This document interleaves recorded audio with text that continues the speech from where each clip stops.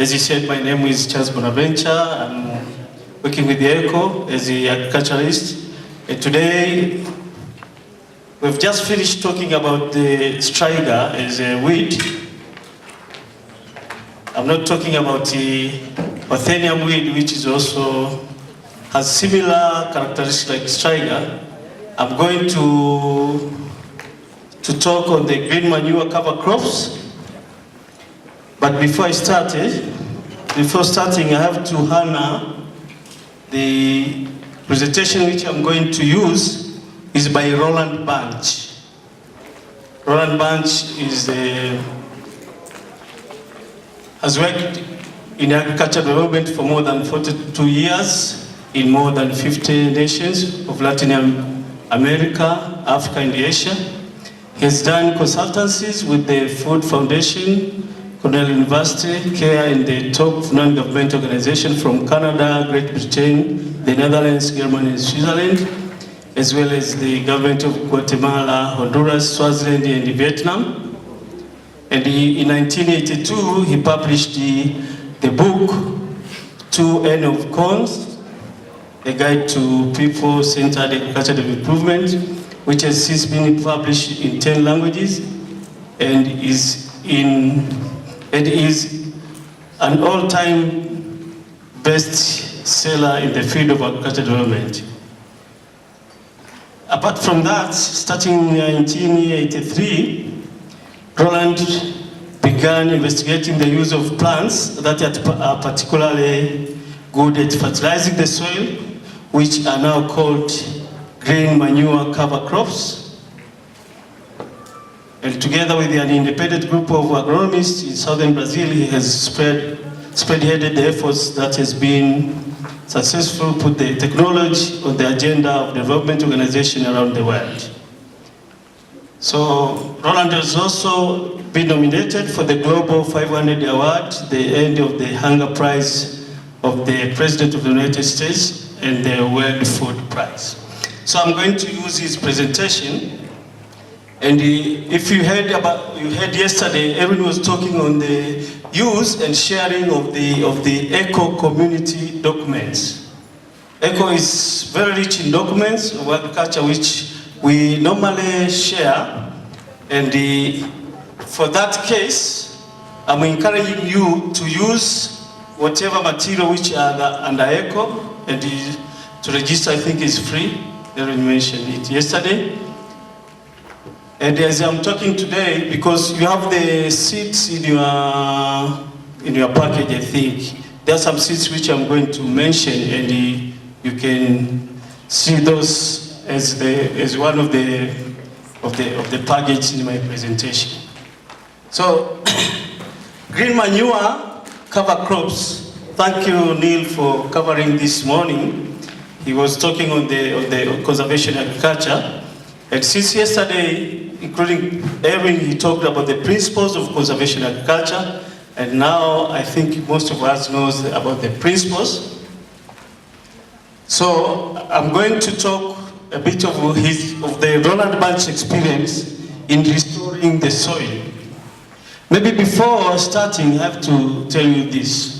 When we had a discussion and a training on the conservation agriculture and the restoring the soil, whereby Neil organized a workshop and he invited the Roland Bunch. He showed us some of the green manure cover crops. If you go down Erin, you can see all those green manure cover crops which Roland Bunch showed us.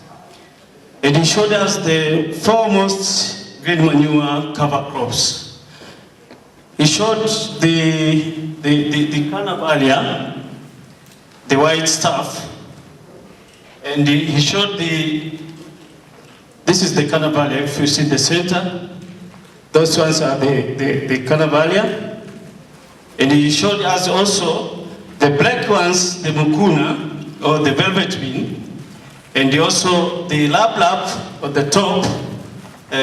My colleague Neil was speaking this morning about those seeds. Then he gave us some samples.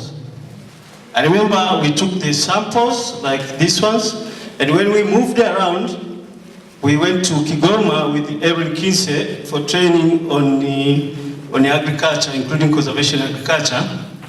We found in Kigoma they had these seeds. I mean the plants around their houses.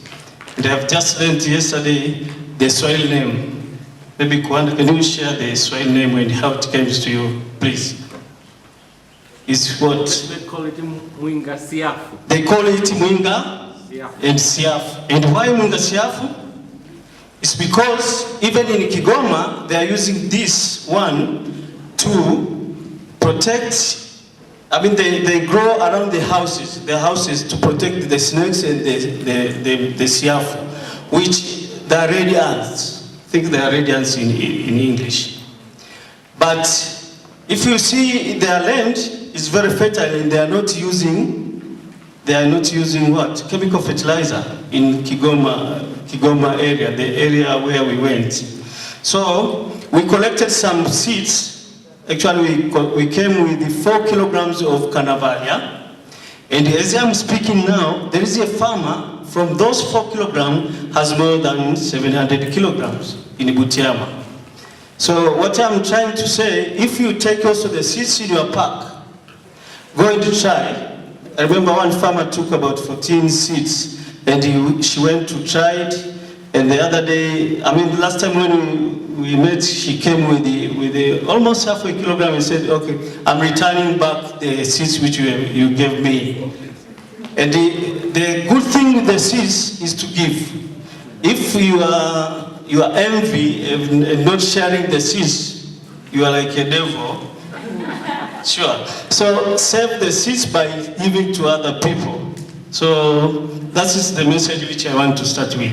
Now coming back to my quick presentation, it's almost I'm starting now. If you see the definition of a green manure cover crop, it's a plant often leguminous, but not always, whether a tree, bush, climber, or creeper, that is used by a farmer to, among other things, maintain or improve the soil fertility or control weeds. And the last speaker was talking here that the competition, I mean, in order for the plants or the seeds to grow, it needs nutrients and of course sunlight, water, and the place where to grow. But the competition of weeds is also a problem or a challenge with farming. So if you are using green manure cover crops, it helps both for nutrients and controlling the weed. Next. This is a note.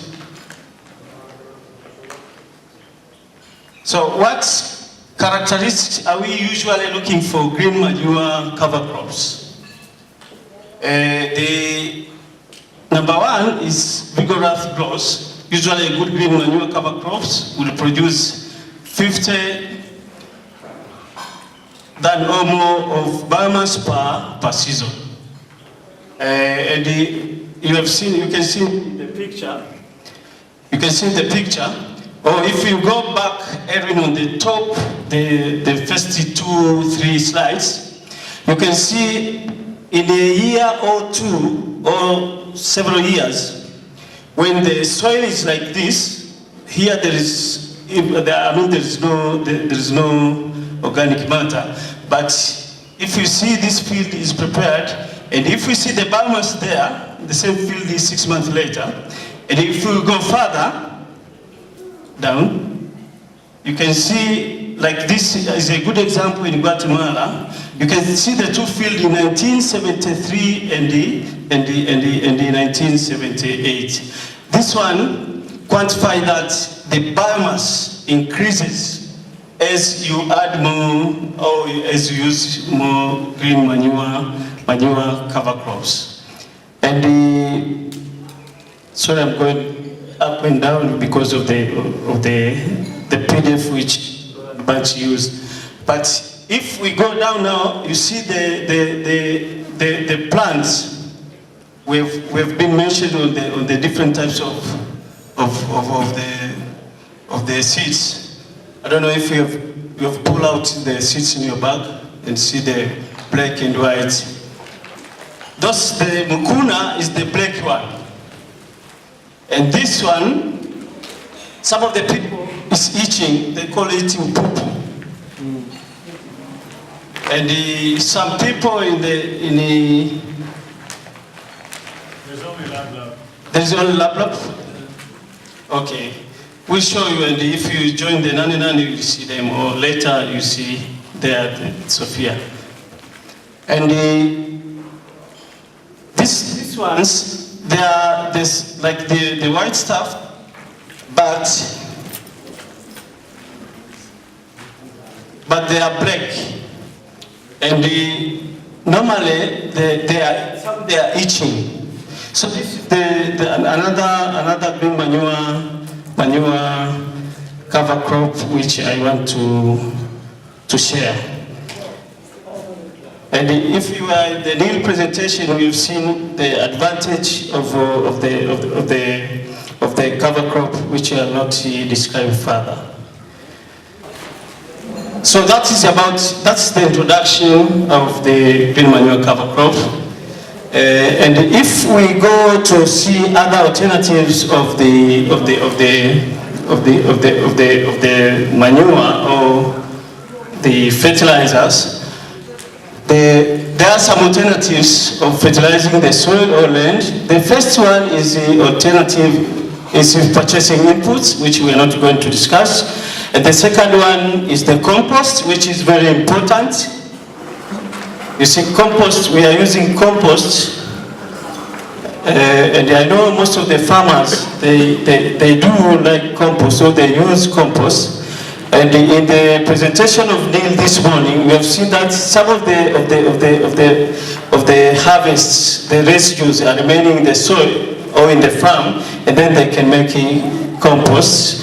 Or you can use some residues, or you can do another compost altogether, or use of the manure which has been remade, and of which that one is the third alternative. And another alternative is using of the crop residues which have like the pulp, coffee pulp, and also the sugar cane base, and of course this we've been seeing in the definition. So I was talking with the characteristics and the characteristics. Number one, we have talked already that there is vigorous. Well, there is biomass, and another characteristic is that if we go to 2 is weed control, which we have spoken. Neil have talked about this. If you are seeing that, that's mukuna probably, and you can also use livelihoods. Livelihoods is also another alternative, and maybe I have to mention here for the Canavalia and the mukuna, there is no good motivation to farmers. Why? Because farmers are not eating much of this. So if you see the livelihoods has potential. Livelihoods has potential because farmers can also use. So you need control, and at this moment, as Neil is doing the research, also ECHO in our offices, we encourage farmers to use the livelihoods as one of the green manure cover crop for weed control. They can also get for food, and of course economically is good for, especially for women. And women also can use. I think the leaves are also edible. I'm not sure, but some of the literature is saying that the livelihoods can be, the leaves can also be eaten as green leaves or green vegetables. Yeah, and if we go to number 3, often we want green manure cover crop to why? Because they grow well in the poorest soils, and you can see some of the examples there down. If we go to number 4. There is nitrogen fixation, which is one of the characteristics. So you also get healthy plants and healthy soil. And the most important, as I mentioned, if we go down further, is the edible. Some of the green manure cover crops are also used as a food. So to summarize the characteristics which we've been looking on, is that number 1, if you go to the next slide, those are fruits which we can eat. Number 1 is that there is vigorous growth if you are using the green manure cover crops with good root control, resistant to poor soils, drought or shade, and also they can fix nitrogen, and you can use it as production of fodder for some of the other or some of other useful products, or really sometimes like decoration. I can end here because of the time to invite some questions and comments. Maybe that one has to stay over there. Thank you very much.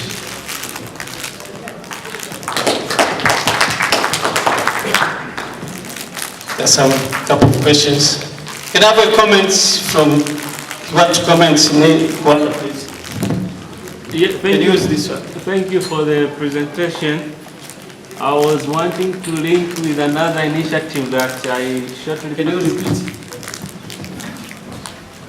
I want to link with one of the education forums that I attended. We were talking about conservation, agriculture with trees. And one of the trees that was mentioned was Faidavia.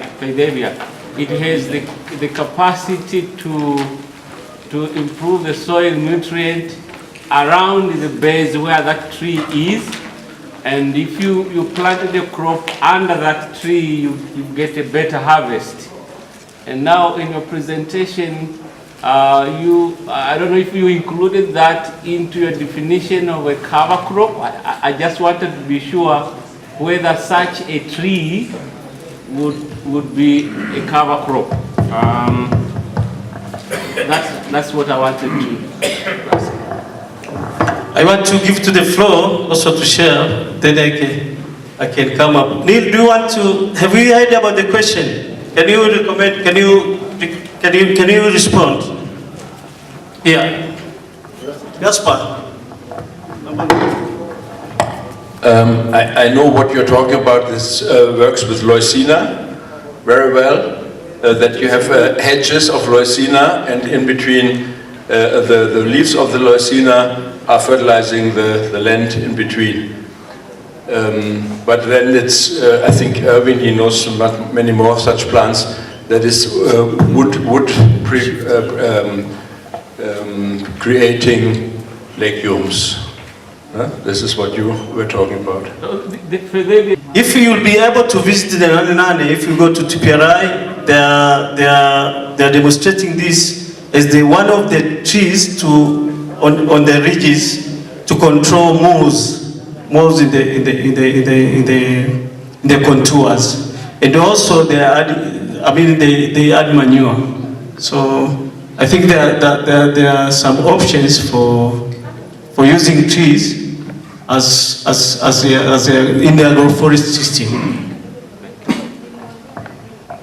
Yes, Gaspar.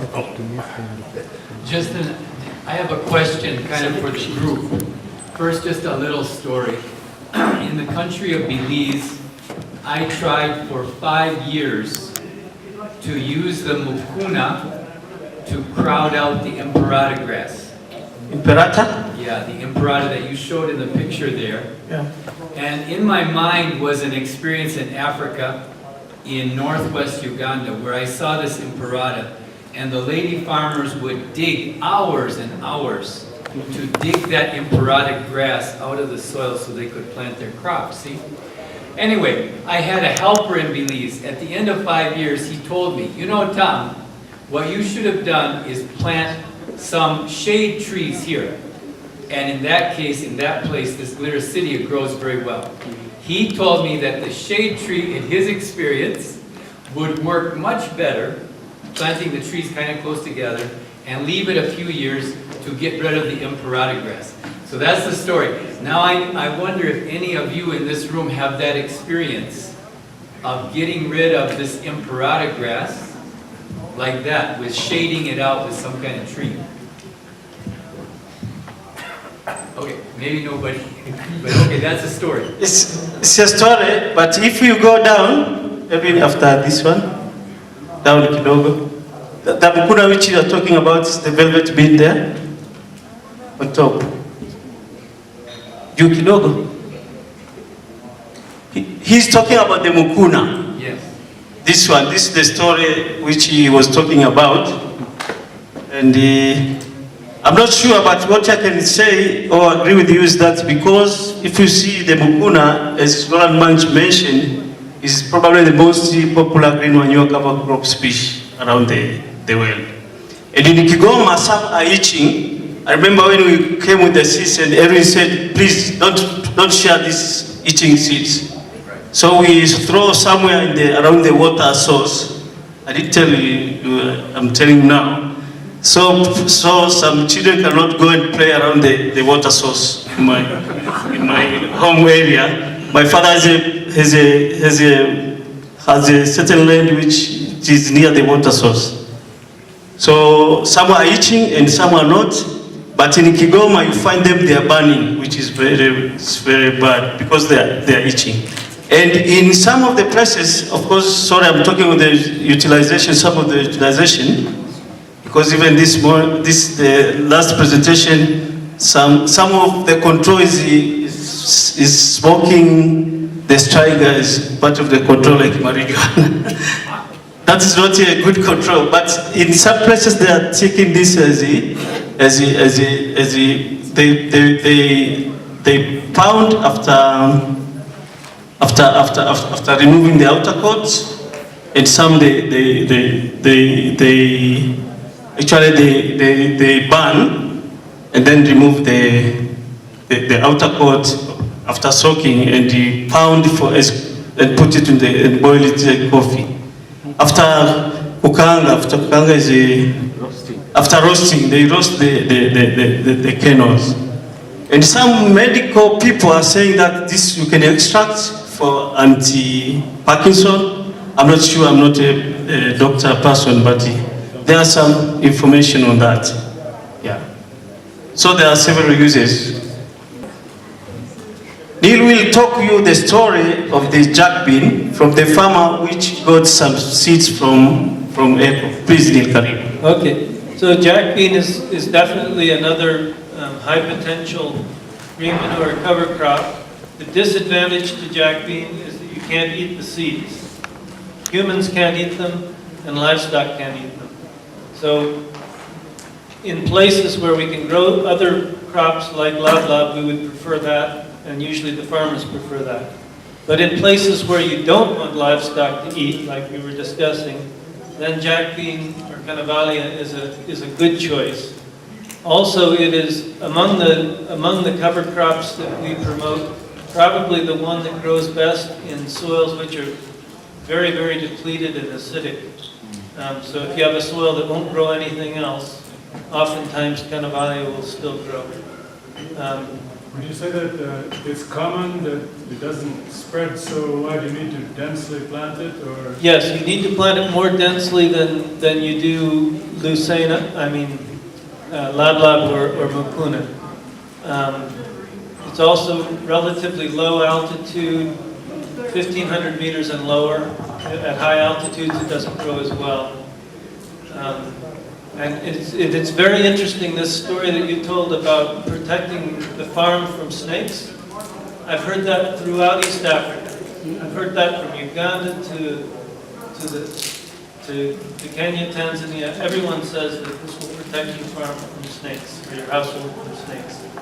This morning you said that mukuna is good under bananas, and this woman in Hai is also planting canavalia under bananas, very effective. Yeah, it does well in shade, where mukuna and canavalia both will grow in shadier conditions than lavender.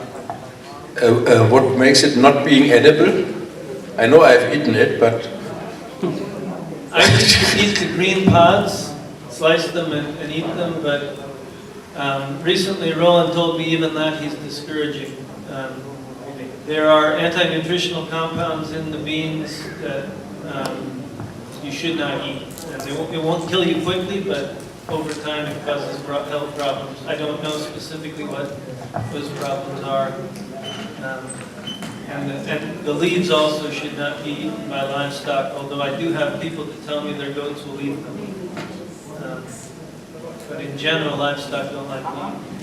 You haven't mentioned there are green manure cover crops which are not legumes, such as the tithonia, the wild sunflower, or Mexican sunflower, some call it, is an excellent source of phosphorus fertilizer, a very good mulch, and grows wild here and is underutilized.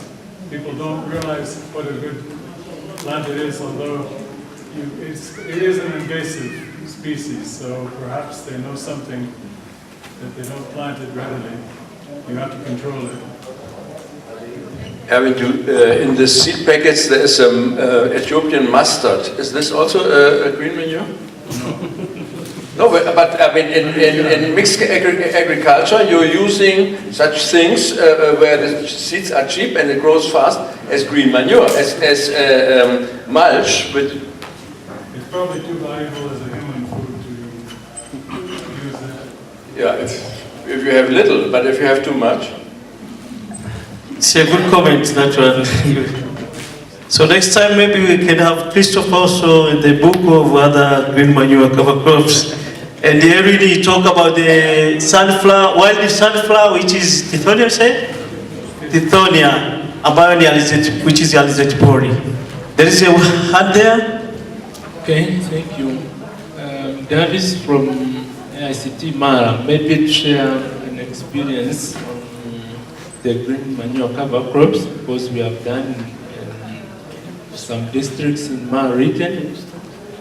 And what I'd like to insist, especially for those who would like to get into green manure cover crop production for improving the soil, especially when we engage with farmers, we should not promise for the market, especially at first. For instance, for us in AICT, because we did not have so many seeds when we started, we were buying some seeds from the farmers who produced first.